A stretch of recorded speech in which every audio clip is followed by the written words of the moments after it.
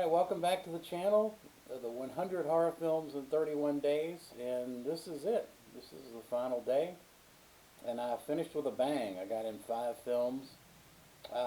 Actually, let me give you the statistics, if you're interested, how this thing wrapped up. I watched 106 films. 58 of those were first-time watches, which I'm still amazed. I'm still amazed that I can find horror movies I haven't seen yet. So over half my watches were first-time watches. I watched over 60 of the watches were streaming. I went pretty heavy streaming this time rather than physical media. Uh, my top 5 watches were Jacob's Ladder, The Whip and the Body, uh, the 2 Mummy films, 1932, 1959. I thought those were great. The Damajin film, the original, was fantastic.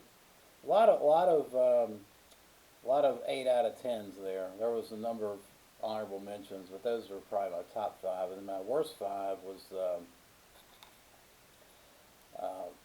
well, let's see here. My worst 5.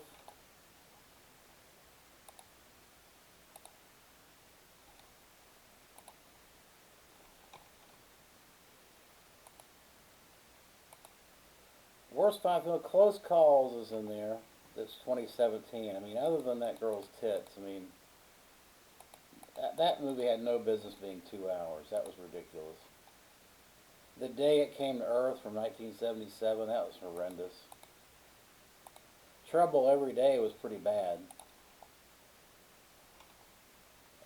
That's another one I have no idea. It wasn't horrendous. Claws from 1977, I didn't like that. Daughter of Dr. Jekyll, 1957, I didn't like that. Frozen Scream was horrendous. Uh, yeah, 1975, Frozen Scream. Stay away from that one. Okay, so that does it for the worst. So let's get to the last films I saw here. First up was a really good film. I've got the Blu-ray of this. A Dark Song from 2016. I really love the build-up to this. It's about a young woman and an occultist. She hires this occultist because she basically wants to talk to her son who was killed, and she feels like she misses her son. I mean, I think she has some guilt associated with his death. Catherine Walker stars in this, and I thought she was fantastic. Steve Oram plays the occultist. The interplay between he was in Sightseers too, which is excellent. The interplay between these two was just fantastic. I really was into this, and I've seen it before, and I really liked. I was kind of hit or miss on the ending the first time I watched it. I really liked the ending of this. Uh, I like the message it delivered. I love The Dark Song. It's a great movie. 8 out of 10. Next, I watched the WNUF Halloween special, which I'd seen before, from 2013. This is a trip back to 80s nostalgia TV with a lot of, and I remember it distinctly. I mean, with a lot of 80s type TV commercials, and basically it's a haunted house, a newscaster, and in between all these, it's more commercials than anything else. But uh, as far as the as far as the newscast part, it's a group that's investigating these paranormal activities in this house where these murders occurred. It's pretty. It's a good. If you're if you're a child of the '80s, you're gonna really like it. I don't think if you're not a child of the '80s, you're gonna really. It's not gonna resonate with you, but I liked it a lot. 7 out of 10. And then next up, I watched this. I've got my old Severin release out here for Zombie 3. Lucio Fulci and Bruno Mattei combined to bring us the Zombie 3. This is shot in the Philippines, and it is just batshit crazy. You've got gore galore. You got zombies. You got flying zombie heads. It's a cheese fest. Spectacular cheese fest. I love it. I gave it an 8 out of 10. I just love that movie. I love most of Fulci's movies. And then we finished up with a couple of 6 out of 10s. I got to see David Cronenberg's Crimes of the Future 2022. Yeah, this is a weird one. But, I mean, it's Cronenberg. It's a body horror film about people in the future I think that have become mutated humans.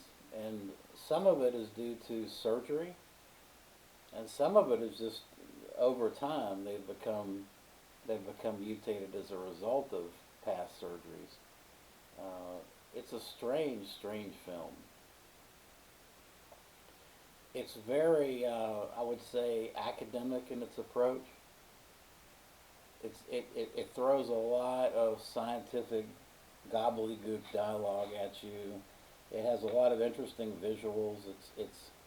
But it felt more like an academic exercise. It just didn't feel like a movie. It just fell flat for me. I gave it a 6 out of 10. I wasn't a real fan of it.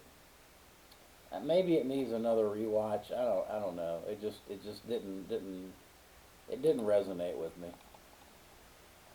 And then finally, I watched a comedy, Werewolves Within, from 2021. This is a cute movie about a small town in winter time that they have a series of killings, and they figure out that I think we got a werewolf in our midst, and everybody starts turning on each other. It's very comedic. I really like the female lead in this is super hot.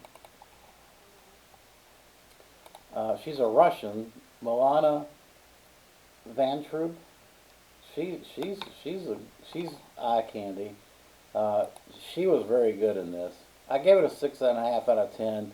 I mean, I didn't think it was like ha ha ha funny. I thought it was just humorous. But nothing where you would just be rolling over laughing. There's a lot of quippy one-liners and things like that. It was a decent watch. Nothing earth-shattering. All right, guys, that's going to do it. That's going to wrap up 31 days and 106 films for October. So now what I'm going to do, probably watch a horror movie. I'm actually watching Eye of the Devil, which is another one I haven't seen, with David Niven and the gorgeous Sharon Tate.